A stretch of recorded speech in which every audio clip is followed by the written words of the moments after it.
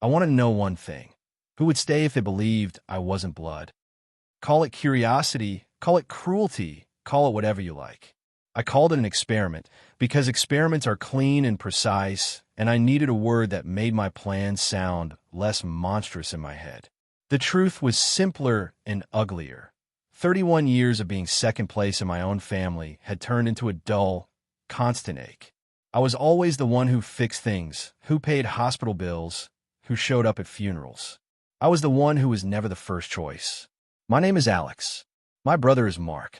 Dad is Richard, a man with a laugh that could fill a room and a will that could empty wallets. Mom is quiet in the way someone can be quiet after living in a house that prefers the louder voices. We have the family restaurant, a small, stubborn place that smells of garlic and olive oil and the kind of fights that sound like recipes. Everyone in town knows the name on the awning. Everyone in the family knows who inherited the confidence, the easy charm, the natural leader thing. It wasn't me. I grew up learning how to be useful. I learned how to oil a hinge, settle a minor dispute with cash and a smile, and make the kind of lasagna that people's mothers called too complicated. But usefulness isn't love. After years of quiet sidelining, I wanted proof, not of blood, but of choice. The spark came the night Dad had his heart attack. It was a Saturday. The restaurant was half full. The TV in the back played a sports game nobody watched, and Mark was charming a table of bridesmaids. Dad came in, sat at the usual stool, and then there was a gasp, a metallic clatter, and everything got small and sharp. We drove him to the hospital. He survived, and for a while everything smelled like disinfectant and old coffee. And then came the money talk.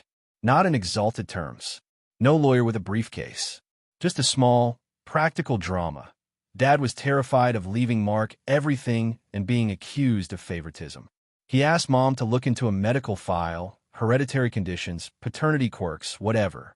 There were whispers about an old family secret, about a long-ago fling someone had, about DNA tests people in smaller towns joked about but never did. I could see in his eyes, he wanted protections. He wanted to know who was rightfully family. Mark floated the idea of tests like he floated everything else, as if it were only a practical joke, a shrug. Hey, Alex, it's nothing. Everyone does it now. For the records, he said, smiling at me the way one smiles at a waiter when not ordering. Mom was oddly silent. Dad surprisingly agreed. It's for transparency, he told me later in the hospital corridor, gripping my hand like a man who'd found a lever. I was supposed to be shocked. I should have been scared. Instead, a plan formed with the quiet inevitability of something that had been waiting its turn. I ordered 2 ancestry kits. One for me, one for Mark. The plan was simple because simple is the best disguise for bad things. I would submit 1 real sample and 1 planted sample. The planted sample would be anonymous, from a colleague who I'd bribed with cash and a bottle of good whiskey. He had no idea what it was for. He only knew the reward and the story I told him, that he was helping test a new product that needed a control sample. He laughed, accepted, spat in a tiny tube, and handed it back with a poker face that made me think of all the things people will do for $100. I mailed both kits on a Wednesday, and then, to my own shock, calmed. I told myself this was for knowledge. I told myself that if the results came back normal, I would laugh at myself and move on. If they came back not related, then I would learn who loved me on purpose rather than out of biology. I told myself I was not going to ruin anything big. It was an ethics-free zone in my head, carefully cordoned off like a lab. 2 weeks later, the website pinged. Your results are ready. I opened the email in the quiet of my car, hands trembling in the dark parking lot behind the store. The page loaded slow, like a syringe pulling back to reveal what it held. The "you're not genetically related" message wasn't dramatic in the way I expected. No thunderclap, no cinematic music. It was just a quiet clinical line, a statement in plain font that said what I already suspected my heart wanted to hear. My stomach turned when I realized I felt none of the triumphant vindication I had imagined. The result was a scalpel. It cut in neat, clean lines that bled shame. Because the truth was I wanted reaction. I wanted to watch people choose. That was the terrible part one had tried to hide from myself. The experiment was less about proving something to me and more about proving something to them. I printed a clean PDF, the anonymous control sample labeled as Alex, and the lab's cold logo staring up like an accusation. Then I did the part I'd rehearsed in half-sober fantasies. I forged a simple, plausible story about how the lab might have mixed up labels at the last minute. On paper, it was an apology template. In my head, it was a time bomb with a delay switch. When I told Mark about the tests, he laughed in that way and patted my shoulder like a man who owns the world. We'll do it for the record, right? For the business. For Dad. He was all smiles, the usual performance. Mom, when I told her, touched my hand and said nothing. Dad asked if I was sure I wanted to know. If there's anything in the files, he said, it'll be good to clear it. The night before I planned to show them, I slept poorly and walked the neighborhood with the boy we'd hired as a dishwasher at the restaurant. He didn't know my plan, but he walked with me anyway because people like to move when they're anxious. We talked about football and cheap beers and the way the streetlights pooled on the pavement like warm coins. I told him a small lie about why I'd printed the results. He offered advice like the kind of people do when they want to seem helpful. Maybe don't do anything rash. He didn't know how close the word rash was to the truth. I rehearsed the speech in the bathroom mirror a dozen times. I found this, I would say. I think the lab made a mistake. I would let them read. I would watch their faces. And then I would sit silent and count how many of them stayed. There are things I didn't anticipate. I didn't anticipate that the PDF would feel heavier than any of the paper receipts I handled at the restaurant. I didn't anticipate the way the logo would glare. I didn't anticipate the sudden, almost childish urge to confess before I began, to tell them the trick, to say, I'm sorry, I've been cruel, and be done. I didn't do that, of course. I'm not a man who gives up his experiments early. On the morning I picked to execute, Dad was in a flannel shirt, hair uncombed, more tender than I'd seen him in years. He smelled faintly of antiseptic and old cologne. Mark was already in the kitchen, refusing to help with breakfast because he had to take care of some investor bullshit. Mom moved like she always did. Efficient, careful, the woman in a family that prefers storms to silent resentments. I tucked the printout into my pocket like contraband and went to work. The restaurant hummed, as usual. Espresso clanked, orders shouted, the sizzle of the grill. People treated me with a kind of deferential kindness that I'd grown used to, the you always handle it look. I moved through the hours on autopilot, cleaning a table, delivering a plate, measuring my breath between tasks so I wouldn't go mad. We closed early that night. Dad had asked for family dinner in the back room. Nothing public, something private. He wanted us all there. Mark rolled his eyes, but came. Mom set the table with the good plates, the ones we kept for guests, as if this were a ceremony. Our ceremony looked like a normal family dinner. Roast, salad, bread. Outside, the streetlights did that coin pool thing again. When we sat, I waited until dessert. We'd laugh, joke, pretend. Then I would slide the paper across the table like a magician revealing a dove. The choice would be theirs to react. I thought about how people would behave. I imagined Mark turning pale, Mark denying it, Mark falling back on charm. I imagined Dad hugging me and saying blood was irrelevant. I imagined Mom crying and telling me she loved me like a mother should. I imagined the scene so many ways that the real moment had nowhere to hide. When I finally set the PDF on the table, labeled in the corner with the lab's name and the precise language I'd memorized, the room inhaled as one. The quiet stretched like taffy and then snapped. Mark was the first to speak because Mark always is. What the hell is that? He looked at the paper like it was a joke, and he'd been left out. Dad adjusted his glasses. Mom's fingers tightened around her fork. We did those tests, I said, voice steadier than I felt. For the records. For transparency. For what? Mark said, and there was something like hurt that very quickly put on a mask of amusement. Alex, you're scaring Mom. The air felt thin. I had imagined the reactions 1,000 times, but the real thing moved like a different animal. There was a softness in Dad's face I hadn't seen in years.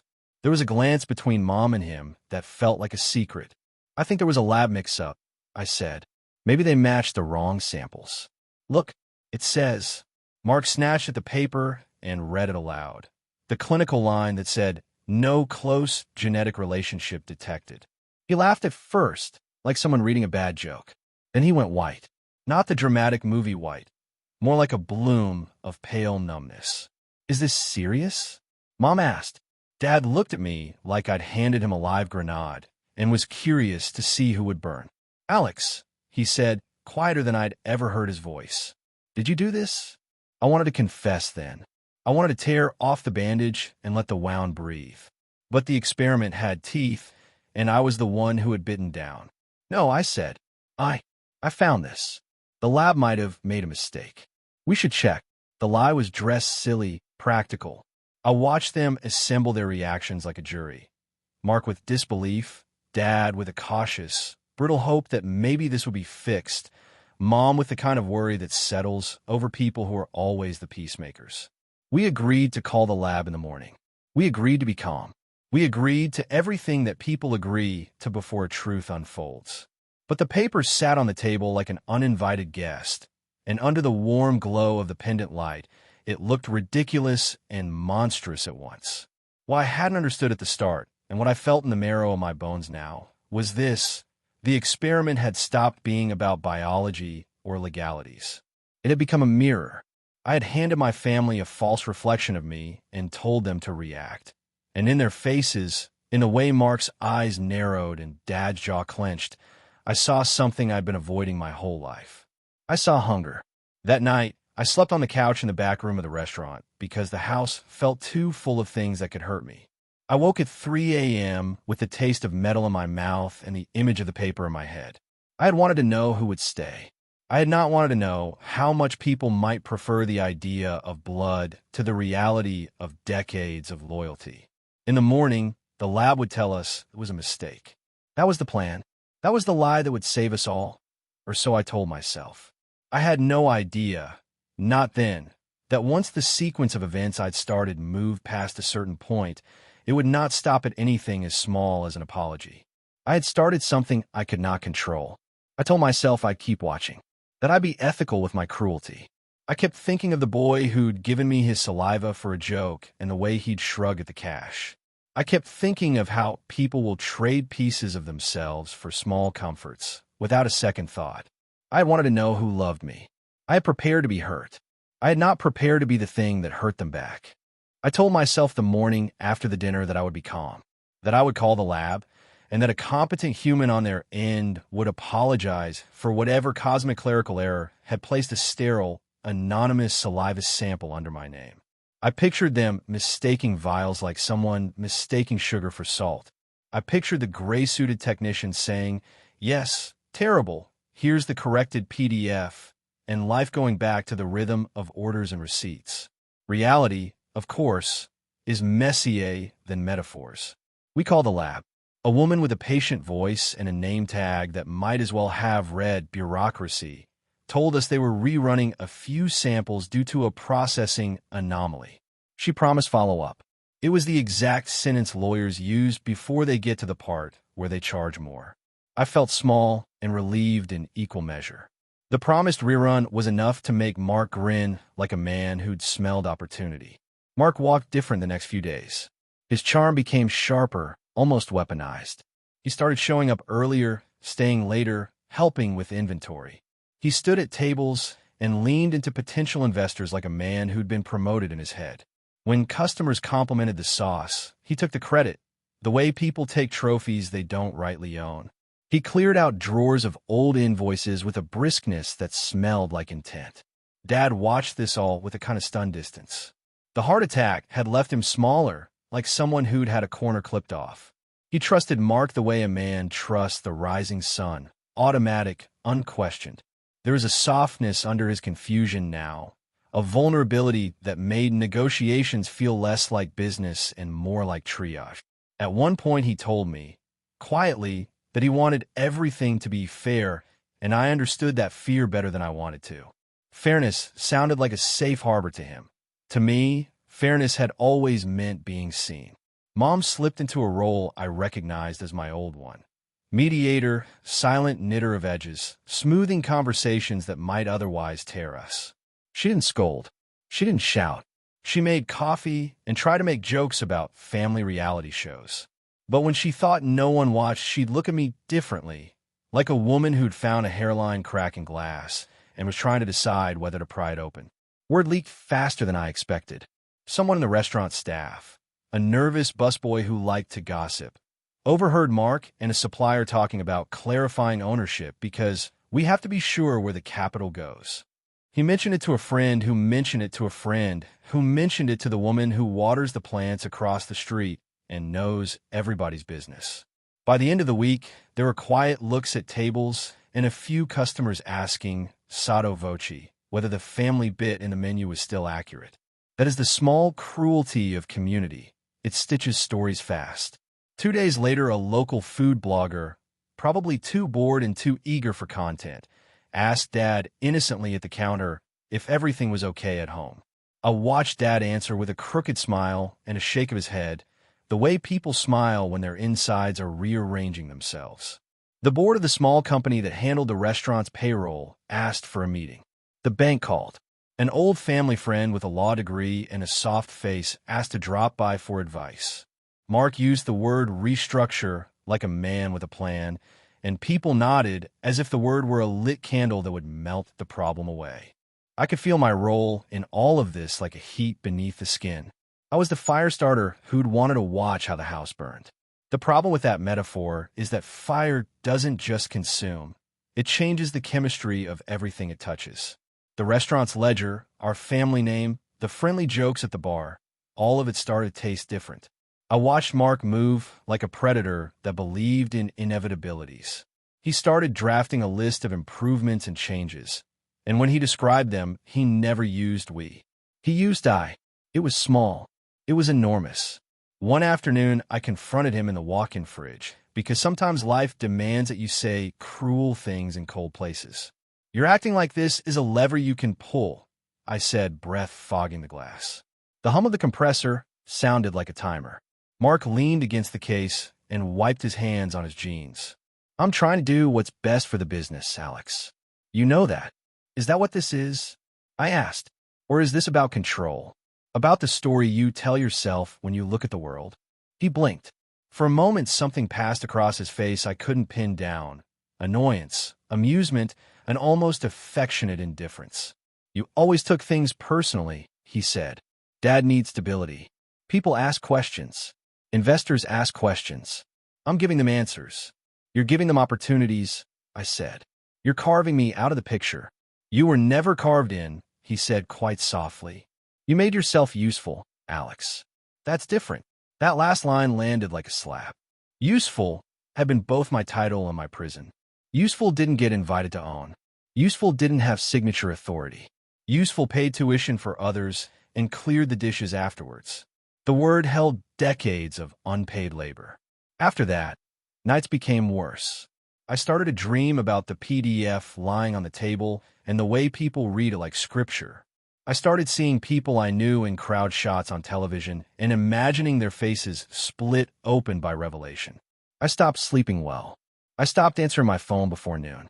My appetite shrank to polite bites, and the cigarette I'd sworn I'd never take up returned like a bad habit, one I indulged while rinsing pans at 2 a.m. There were small victories, though. The dishwasher, Luis, the kid I'd walk with the night I printed the PDF, stayed loyal in ways that were not theatrical. He asked for nothing grand. He showed up to cover my shifts when I felt too small to face a crowd. He ate the food I left in the back and told me the mundane, simple things that friends say, what a game had been like some trashy TV show he liked, how the city smelled after rain. His presence mattered not because of what he gave, but because he gave it without calculation. It was a balm to the wound I'd made. Mrs. K, a retired nurse and regular who always ordered the soup and read the newspaper, took my hand once and said, "Family is built on habits, not blood." She added, as if I were a medical case, "You can't short-circuit trust with a lab kit." No one else said things like that. No one else bluntly named the machine I'd used. And then came the documents. Dad, in a tremble of fear I'd seen in hospital corridors, signed something with a pen that looked too big for his hand. He called me right after. "Alex," he said, voice thin, "I don't want to make a mess." For the restaurant, I signed a temporary power of attorney, giving Mark authority to make notes and handle investments. It's until this is cleared. His words were careful, the way someone speaks while holding something fragile. I drove over to the house, my hands on the steering wheel so tight my knuckles were white. The papers sat on the kitchen table when I walked in, an official-looking stamp glinting like a threat. Mom's face was raw. She reached for me and then pulled away as if to measure distance. There was a question in her eyes I couldn't answer. "The bank wants assurances," she said in a voice that sounded exhausted. "We can reverse it if it's wrong." It wasn't about reversal. It was about leverage. Temporary powers are rarely returned the same way. I knew that. My stomach dropped into a place I could not climb out of easily. As the week closed, the town's whispers solidified into actions. Mark sat in meetings with investors who nodded and smiled. Dad went to the doctor for memory tests and came back subdued, like a man who'd had his map taken. Mom started sleeping in the living room to keep the house from feeling empty. People chose sides without fanfare. Those who loved the idea of the family restaurant, its name on flyers, its smell in the market, stayed. Those who preferred the certainty of blood or the promise of a tidy business plan moved closer to Mark. Some checked to see whether their names were on legal documents and adjusted accordingly. I had wanted to test them. I had wanted to watch. I had not expected the moving parts to have inertia, to keep moving long after I wanted the scene to freeze. I had not expected that a decision I'd made in the quiet of a car parked behind the store could loosen so many ropes. The final blow of the chapter came in the form of a text message from the anonymous colleague who'd spat into the control vial for $100 and a joke. They called me. They want to retest. I told them I've been paid to help with some product testing. They want to see me. I don't know what to say. They're offering more money now. Call me. My phone felt suddenly very heavy. I realized, with a slow, dreadful clarity, that I had unleashed a sequence that would not stop at a lab apology. The lab might rerun tests. The bank might freeze accounts. The power of attorney might morph into something more concrete. The staff might choose sides. Investors might smell weakness and pounce. Luis might be threatened to testify. Mrs. K might lose faith. And somewhere in the middle of this, the person I'd set this in motion for, the person I wanted to learn about my family from, was becoming smaller, lost in the machinery of my own doing. I had wanted knowledge. I had wanted to see who would stay if they thought I wasn't blood. The sight that greeted me was not a clean answer. It was a mess. It was smoke and mirrors and shifting loyalties and the slow, terrible business of watching a house reconfigure itself around a new gravity. The text from my anonymous donor glowed on the screen again. I stared at it, as if it might rewrite itself into something less dangerous. I typed back and deleted replies, then finally left the message unread. If the experiment had a pulse, it was beating faster than I could keep up with. I'd lit the match. Now the job was to decide whether to throw water on the fire or to stand and watch as the flames roared higher. I didn't know which would be worse. The thing about guilt is that it has its own timetable. It will not be hurried. It expands to fill the spaces you leave open. For 3 days after the text from the man who'd spat into a tube, I measured every small noise like it might be the sound of life falling apart. He called again. This time his voice was thick with something between fear and opportunity. "They wanted to come in and explain where I got the sample," he said. "They asked me if I was related to you. I told them I've been paid. They said, 'Listen, man, they're asking hard questions.' They said they might involve law enforcement. They offer more money if I just play along." I didn't tell him to take the money. I didn't tell him to run. I heard the tape of my own voice in my head, the voice that had convinced him to spit into a tube for $100. The track that had played over and over as I set the paper on the dinner table. The voice that had called all of this an experiment and meant something far nastier. Mark heard too. He heard it through channels I didn't know he could hear through. Whispers from suppliers, the lawyer friend, the bank officer who liked him better. He called the man, and after that call his tone, when he spoke to me, had a different edge, like a blade sharpened on air. "They're going to have to prove anything," he said one night, leaning across the table with a confidence I wanted to throw water on. "You did something stupid, Alex. But the lab has to prove chain of custody. The bank can't act without paperwork. Or I said, they could take testimony from the guy you're bribing. He blinked. The word left a strange taste in my mouth. Bribing. It was ugly, and suddenly I could see the outline of who'd become what in the weeks since I printed that PDF. Mark's eyes narrowed. I could see him calculating. That afternoon, the donor texted a picture, a printout from the lab with an invitation to retest. He wrote, "They want me to come down Monday. They said they'd want to interview you, too." When the phone rang the next morning, it was the lab. "We've had an inquiry about sample integrity. Please come by." They sounded bored, weary from procedure. Nothing cinematic, just a bureaucrat's voice with a clipped promise. I got there, and the quiet waiting room smelled faintly of lemon disinfectant and embarrassment. Mark arrived 5 minutes later and sat too close, as if proximity could be armor. The man who'd spat into a tube arrived pale and chewing gum like someone trying to hide a nerve. He said the same thing he told me. I didn't know. A technician took us one by one to a small room.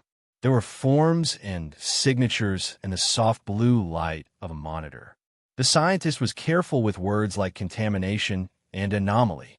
She explained, in a way designed to reassure the naive, that the retest would check chain and verify sample origin. It was clinical. It was, for everyone involved, an arithmetic of risk. The retest showed what I already knew in the slick way only science can. The sample attributed to Alex in the first run was not Alex. It matched an anonymous reference. It was not a miracle. It was confirmation. The lab printed the results and offered them with the same neutral empathy they'd offer a broken calculator. But the test was not what ended things. What ended things was the man who'd been paid and the way Mark's hands landed on the paper. He looked at the results and then looked at me, and the shape of his mouth changed. For a second, I thought he would laugh. For a second, it looked like triumph. Then he did something I did not expect. He turned to the donor, to the small, ramshackle man who'd spat into a tube for $100, and offered him money. More money. Practical, legal-sounding money. "Tell them the sample was yours from the start," he said. "Make the story simple. We'll pay you. You won't get in trouble." The man's jaw worked like someone making a difficult calculation. "I don't want trouble," he said. I'm offering a way out," Mark said.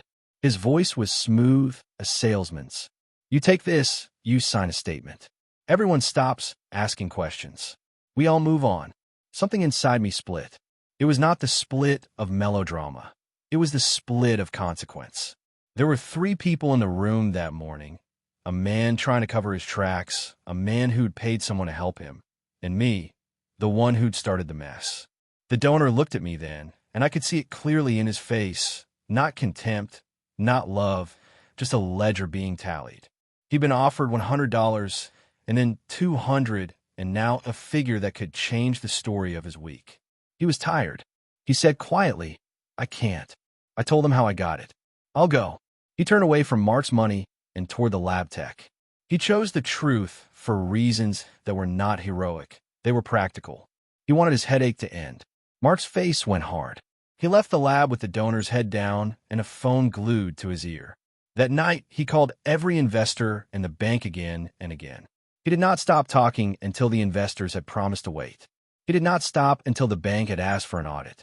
He did not stop until my father, shaken and embarrassed, agreed that perhaps it was best to suspend immediate transfers while everything was clarified. I could have let the lab investigations do the talking. I could have rinsed my hands of what I'd done, let the bureaucracy reveal the truth, and watch the rest collapse. But bureaucracy moves slow. It chews on people. It causes collateral damage. So I did the worst and most honest thing left to me. I confessed. I sat my family down at the very table where I'd first set the fake PDF. The pendant light hung above us like a spotlight, and the roast meat steamed faintly still, as if the dinner had been waiting for a verdict. Mom's hands were folded. Dad's face was drawn. Mark watched as if this were a performance he'd been partially excluded from. "I made it up," I said. "I ordered 2 kits. I swapped the samples. I paid a man to give a saliva sample. I printed the results and told you the lab made a mistake. I started this."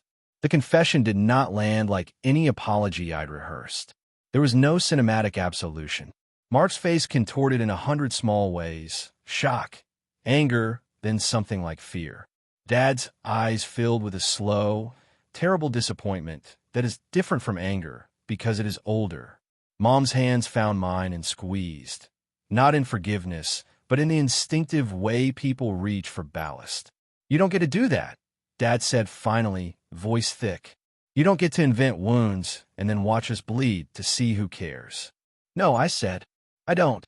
I'm sorry. I thought I needed to know. I thought if I could see who stayed, then I could stop feeling like the invisible guy." For a while, there was only the quiet that comes after something breaks. Then Mark rose and went to the bedroom, slamming the door. He left his plate on the table. Dad folded his napkin slowly and left too. Mom stayed, and it was Mom who spoke last, not with words of absolution, but with a simple question. "Will you fix this?" I could not promise to fix what I had done. I could promise to try. I could promise to accept the consequences. The bank froze some accounts.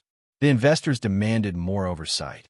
For a while, the restaurant's future hung on procedural threads. I was removed from certain signatory powers. Mark pressed forward with plans, but without the same certainty people had once granted him. People took sides. People left. Louise continued to show up like a patch of sunlight you can't put a price on. Mrs. K stopped coming for a week and then came back, choosing the soup over gossip. The town has a way of forgiving small crimes and never fully forgetting them. It took months for the smoke to clear. It took longer for Dad to trust me the way he had before.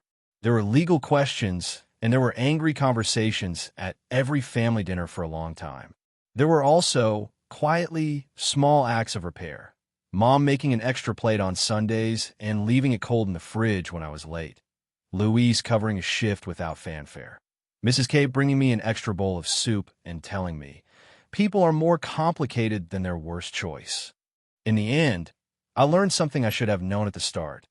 Love is not a fact you can prove with a certificate. It's a practice. It is shown in the small, unglamorous things. The way someone covers your shift because they know you're falling apart. The way someone brings you soup not to be seen, but because they remember your favorite spice. The way someone doesn't sell you for a tidy sum when it would be easier. I lost things I'd like to have kept. I kept things I had not known were mine. The restaurant did not burn down. It changed. Mark learned to negotiate with a more careful smile. Dad learned to listen without assuming. Mom learned to ask instead of smoothing. For myself, the experiment's answer was both smaller and larger than I'd expected. Some people stayed because they were blood, some stayed because they were kind, and the rest left for reasons that had nothing to do with my genes. Months later, on an evening when the city had the soft smell of rain, Mom slid an envelope across the counter where I was washing dishes. Inside was a postcard, smudged with a child's drawing from her volunteer class, a crooked house and 3 stick figures holding hands. On the back, she'd written in a steadier hand than the night I confessed, "We are not done." It wasn't vindication. It wasn't a clean ending. It was, in its smallness, a choice. And that turned out to be the most honest answer of all. And that's the story. If you enjoyed it, like, subscribe, and stay tuned for more. Thanks for watching.